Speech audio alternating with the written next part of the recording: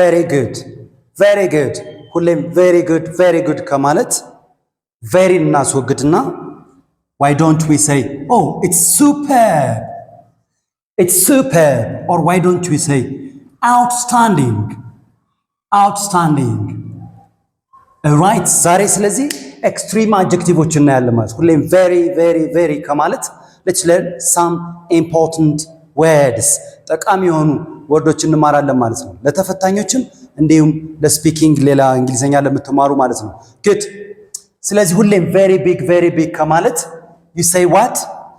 you say massive it is massive it's gigantic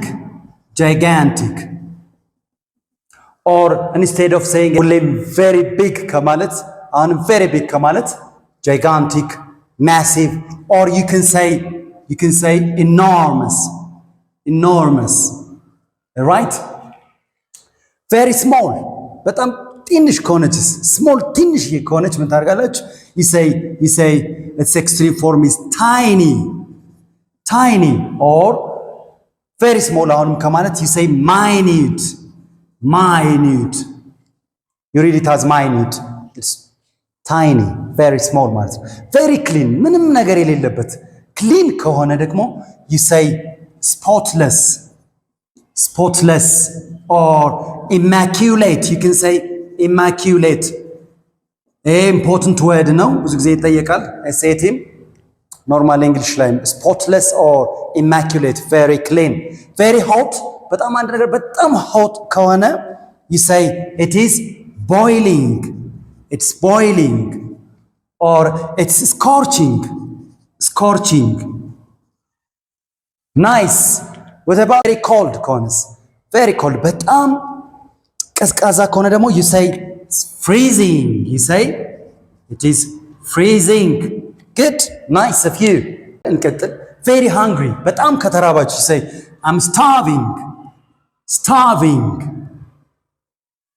all right very angry በጣም የተናደደ very angry furious good very tired it's common so you say exhausted እዚህ ጋር mind you don't forget that extreme form ከተጠቀማችሁ እነዚህ አሁን የተማርናችሁ ከተጠቀማችሁ you don't add very አንጠቀም ማለት ነው very ለማስወገድ ነው we use this extreme form of adjectives therefore you say exhausted without very ማለት ነው very አትጠቀሙ ማለት ነው extreme form ላይ very pretty በጣም ቆንጆ ከሆነ ምን ትላላችሁ gorgeous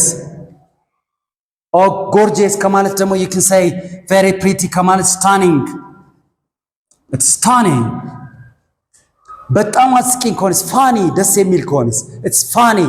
very funny ከሆነ you say it's hilarious you say it's hilarious good these are important words እስኪ የተወሰኑትን ልጠይቃችሁ አንድ ነገር በጣም tall ከሆነ if it's very tall how do you say it very tall it's towering አንድ ደግሞ በጣም ቆሻሻ ከሆነ very dirty extreme form very dirty it is filthy you say filthy right what about very loud this is your assignment በጣm loud ከሆነ like ear piercing አንዱ ነው ear piercing very loud ምን እንበለው what's the extreme form thank you this is Moorish English you speak English and think English speak English